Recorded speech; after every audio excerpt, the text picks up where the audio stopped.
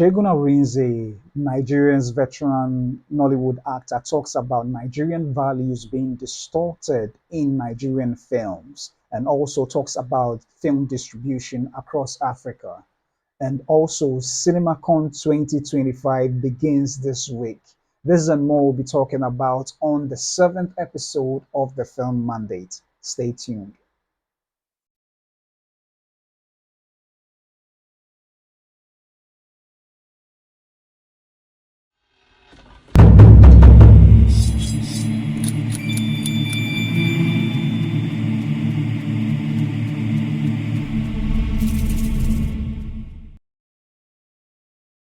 Welcome to the Film Mandate. I am Papa O2, and this is the seventh episode.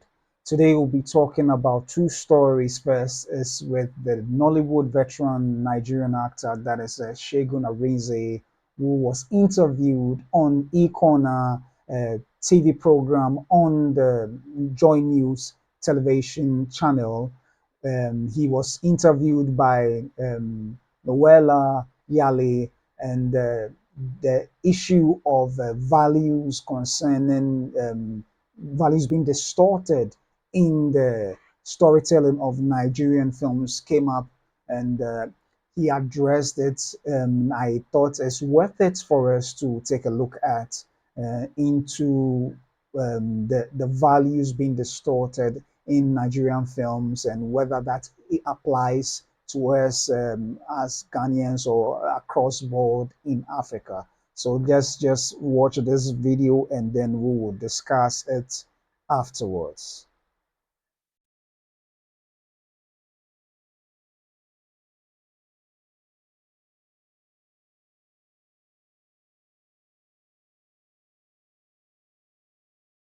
Okay, so the video is ready. God. What you have now, people, social media has also come to contribute its own quota to the development of the movie industry. So what you find now is people are beginning to take, they're going to let them telling the stories in different ways. Perception is beginning to change for the industry. The younger ones are doing their best, but we'll still have some people who are still neither here nor there, who believe that, how do I put it now, who believe that they should just do away with all of us. You can't do away with history. That's the funny part of it. You just cannot do away with history. Right. But some of us have this sense of entitlement that, okay, you've done your bit. Can you get the hell out of the way? We've come. We know how to make movies now. Mm-hmm. Listen, you can't teach your mother, no matter how old you are, you can't teach your mother how to have a child. But not to cut you, you mentioned slightly distorted. When you look at what the current generation is doing, they're doing excellent, but it's a bit stories, because of the kind of stories they tell, the kind of ways they go about it. Are we losing originality? You want the honest truth? Yeah, I do. Yes, we are losing originality. We are losing originality. Those stories, we're beginning to ape a lot of things going on in Europe and America, but I think we should keep the authentic African stories as we know it to be. I'm not saying that we do not have, because of travels around the world, interactions with everybody around the world, we intermix the world's one global village now, but that still doesn't take away your tradition. I mean, a Ghanaian is a Ghanaian, a Nigerian is a Nigerian, a Kenyan is a Kenyan, a South African is a South African. No matter how you look at it, you're not a European. You may have lived there, but you don't take away your values, your traditional values and your customs. You don't take them throw away because you've traveled abroad and you want to travel. It doesn't make any sense. So we keep those values. Let me use an example now. In Africa, we're so funny. We say traditional marriage and then white wedding. You go and do your traditional wedding. You now go and wear the suit and the wedding gown. Now, for the whites, their wedding is traditional. Right. For you as an African, your wedding is traditional. So you're doing traditional. You're doing the white man's tradition, you do your own tradition. Sometimes you jettison your own tradition, you're going to go the white man's way to go and do his own style of wedding. I don't know if you get it. I get it. We pay bride. We pay bride price. They don't pay. The Indians also have the tradition of how they do their own weddings. Are you getting my drift? I do get your point. Time is actually one of our biggest, haters right now. I really want to progress this conversation, but I quickly want us to wrap up with distribution, the African filmmaking distribution. I mean, Distribution. you have lived through the eras of, CDs, cassette sales, and then cinema culture, and now we have all these film online streaming platforms. What do you I think make we should do of more. that evolution? I mean, there are people who think that streaming platforms have come to sort of, quote unquote, destroy that sense of community, that sense of togetherness, cinema culture, introduced. What do you think? I get that. Actually, streaming platforms actually did, but you can't help it. You can't help development. You can't help progressiveness. But the cinemas you actually also do a lot in terms of distribution. We don't have many cinemas in Nigeria, Douglas, and also in Ghana. So I think we should do more in terms of distribution, having more cinemas for people to go and make it a family thing, and also make it safe. Time was when it wasn't safe, but right now, I mean, people are beginning to come out to go to cinemas. They want to see films. It's released. They want to go out and see. But I think we should do more in terms of distribution. They're trying, but we should do more. We should do more in terms. Platforms, you cannot help that. There's no way you can help that in the digital age. That has come to stay for sure. But they also will keep that tradition of cinema, going to cinema to go see movies, and it's very, very important that we do that. I see. I mean, we are in the digital era today with the introduction of AI. The possibilities are endless AI creatively. What kind AI of is taking over future? everything. Even voiceovers, GPT chat, Right. AI Right. it's come to stay, but now we need to find a way to manage, strike a balance between AI and the natural thing. I was Yeah, so this is an interview of the veteran actor Segun Arinze. That is one of Nollywood's biggest stars. And for those who, I'm sure most of you might have watched several films of his, but one of the films I watched of him and his co-star in that movie is Ramsey Noah. And is titled Silent Night. It's a very powerful, emotional film that really made a great, impact on me. And this is a film I'm not so certain as to the year of release, but if I cast my mind back, it will be in the late 90s or early 2000s. A very powerful movie involving two of Nigeria's greatest actors. Um, in regards to the discussion in the interview, I'd like to highlight on the two main aspects that he spoke about. He spoke about the traditional values of Nigerian being distorted in the films.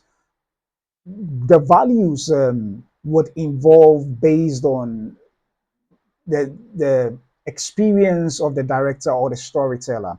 And I like the fact that he emphasized that in as much as we might have traveled far and wide and adapted certain cultures from abroad, it shouldn't erode what we have as a people or what they have as Nigerians. I would even extend it widely that what we have as Africans. Over the years, there's been so much influence of Western culture into our culture as Africans, and it has also seeped into not just our music but into our films. If you look at Africa as a whole, and as much as we have our individual genre of music, it looks like hip life or hip hop has become a bigger trend until recently, where we have our own evolution of Afro pop, Azonto, and all the others. But we can't do away with the fact that hip hop has been a major influence on our music, and it has brought some evolution of a sort, which is much appreciated. But then, in the larger context, you realize that it is affecting every aspect of creative art. In films, we see it in the on the screens, and that in itself, it's not really bad. But where the African value is completely thrown away, I certainly agree with Segun Arinze with regards to telling stories that incorporate these values that uniquely define us as Africans. He's made a statement saying that it looks like originality has been it's been lost down the years. The good thing is that it's not completely derailed when you look at what we do as filmmakers in this country, in this continent. But then you realize that if you compare this industry to other industries like the Indians, like that of China, even that of US, who they are is completely ingrained in every character in the movie, in the culture, in the city. It is uniquely them. It is uniquely them or theirs. In most of our movies, you realize that in as much as we try to portray the African culture, there is always the looming presence of foreign culture influencing us. That is as a result of globalization of a sort of cultural mix, traveling abroad, experiences, and exposure. That in itself is not bad. I believe that not all stories should be the same. So definitely there should be stories that have varieties, that if it's really needed, if the character and the plot is really needed to be told in a way that highlights an adapted culture, perhaps it's accepted. But I agree with Segun Arinze with regards to the fact that in as much as we may even want to uh, involve these adapted cultures, the baseline of who we are as a people in the values and the culture as a whole should still be present.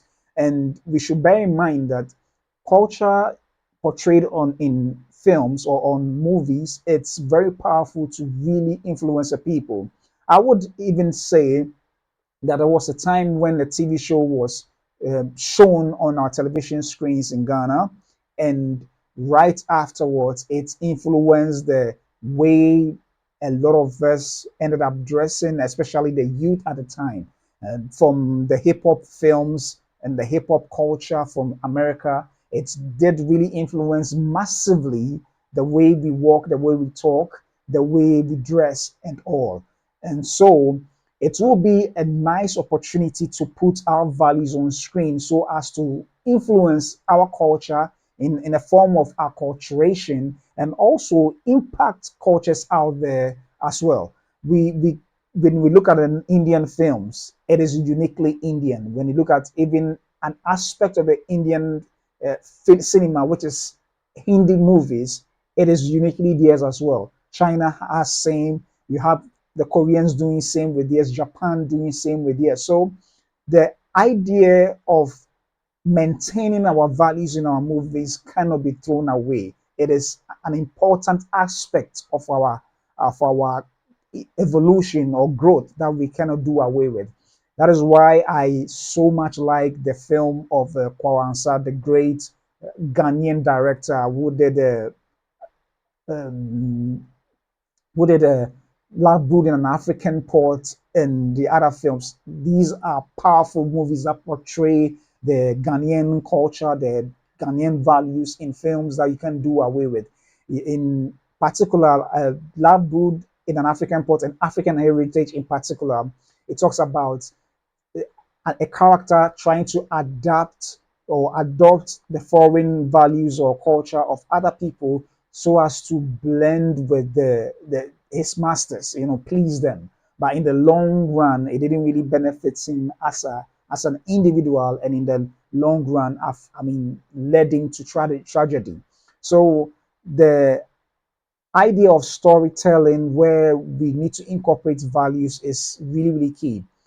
As many people will say, you can't sell rap to the Americans because they are the master of it. Yes, we might have their rumors or there are facts or story, history that says that rap began from Africa, but from another angle, it's been mastered by them and exported back to us. And this is the case that we cannot beat them to that game. In Asia, you can't sell a martial arts movie better to the world than the Asians can. So we need to come to a point where we can identify what is uniquely ours as Africans with regards to the individual countries and market it so well to the world so that you that cannot be taken away from us. We should keep in mind that on the world stage, originality is key to sell a movie. Originality is key to make sure that your movie stands out amongst the many other movies out there. So it is very necessary that we we craft that niche for ourselves, which it comes naturally to us because of who we are as a people and as a continent. So this message of making sure that we restore back our values in our movies is so important, and I certainly agree with Segun Arinze. It's a wonderful piece, and I'll leave the link in the description below so that for those who want to watch the rest of the interview, you can do so. And he spoke about distribution. Distribution in Africa is literally non-existent. There are a couple of cinemas that are sprawled in certain specific countries.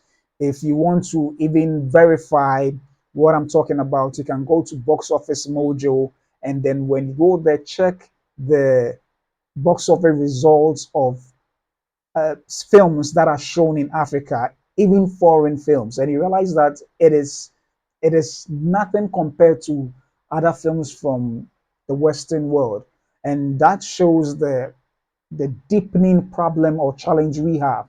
For the fact that we don't have a big market to distribute our films is a problem for any investor or for any businessman to take our industry serious. There ought to be a thriving market, and the thriving market in terms of films can only be attained or achieved through the cinemas. For films, for the evolution of distribution to streaming, it's really good, just as he stressed upon. You cannot do away with technological advancements. However, the cinema going experience can never be replaced. It is such a moment to bond with others, just as you would see in sports. The challenge we have is that there aren't enough cinemas. Even in Accra alone, there isn't enough cinemas. Silverbird is doing well, Global and other cinemas across some of the major capital cities in the country, in Nigeria, South Africa, Kenya, but they are not enough. My proposal would be that we have in every country enough cinemas to be able to form a complete economic bloc as a continent so that our numbers shall be much appreciated when a movie is released in the cinemas to offset the cost of production and marketing. So distribution is really key, and then the way we can achieve that is to have enough cinemas all over the continent wherever there is a, cine, a big cinemas or chains of cinema or theaters. The possibility of a thriving film industry is very high, because then it would mean that there will be enough space for every filmmaker or everyone to create a film to be shown in the cinemas. And then also, that won't do it alone. Definitely, the other factors of data and policy to help the industry is also needed. So this is a good interview that I would encourage you to go and watch. I will leave it in the description below. And just as he spoke about the distribution, it segues into my next story that I'll be talking about, and that is Cinemacon.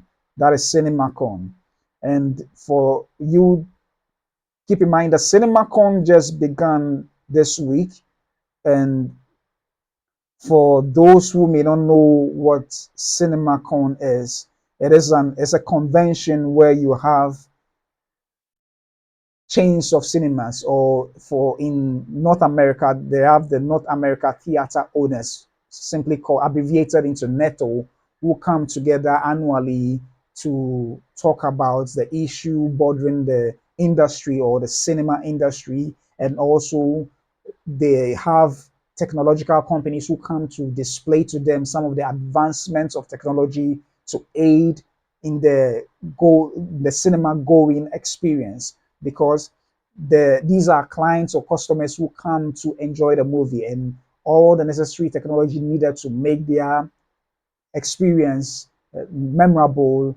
These are some of the things they discuss at the ground. So as you can see on the screen, this is the 2025 schedule, and just as I said, it began yesterday, that is 31st March, and there are some interesting sections or panels in there, one of which is displayed right now. That is the Cinema System Summit, brought to you by the ICTA. And I read briefly: the Cinema System Summit brings together the interconnected technologies that drive the modern movie-going experience. From the moment a film is scheduled for release to the moment a satisfied customer leaves the theater, countless systems work in harmony to deliver the perfect picture, immersive sound, and seamless service. This summit is designed to educate all those involved in the cinematic process, offering valuable insights into the complex systems that make it all possible. This will be an interactive session designed to foster open conversation and knowledge sharing across the industry. We'll discuss technical topics such as theater management systems, point of sale systems, technical support, on staff versus outsourced, network security, and more. So, this is really a good summit that for I pray that time to come, particularly with the events organized by the NFA, National Film Authority here in Ghana, that's the Cinema Summit, the Africa Cinema Summit.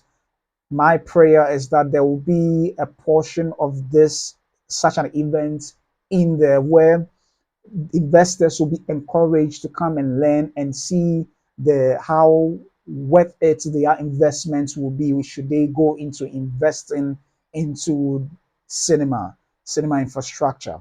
So this is, I mean, some of these technologies, I believe perhaps some of the existing cinemas in Ghana are using it, but I don't think it's the entire technological chain that they are applying, because I'm sure they are quite expensive. And looking at the fact that our cinema going culture is not as big as it is in the other countries. So because some of the technologies are that good that you can book the exact seating. You don't have to go and buy the ticket at the cinema hall. You can purchase it from home, which is done here. But for some of them, you can even go onto their portals and see which spaces are left in the cinema hall for you to choose. And besides that, there aren't just one cinemas. There are different kinds of cinemas. The cinema 12D experience, XD experience. You also have the IMAX cinemas. I don't know whether there is one in Africa. I'm sure there's one in South Africa. But these are experiences that are even wilder or bigger than what we have in our regular cinemas. And all these it will be nice to have some of them in the country so that people with different tastes can have their taste served as well, and not wait to travel abroad to have such experience. So yeah, these are great. And there's a section for independent theater owners. That's the coalition program. And these are for small cinema size owners. And I think it can be a segue for an investor who wants to have a feel of the business first before opening massive chains of cinemas, as you can find in the West and other parts of the world.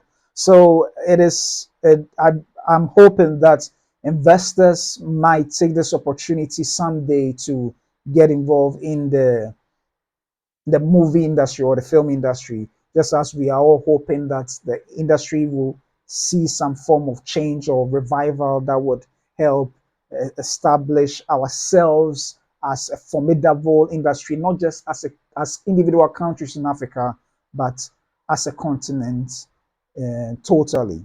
Yeah, so there are a number of wonderful programs that they are organizing this entire week, and is going to end on Thursday, that is the 3rd.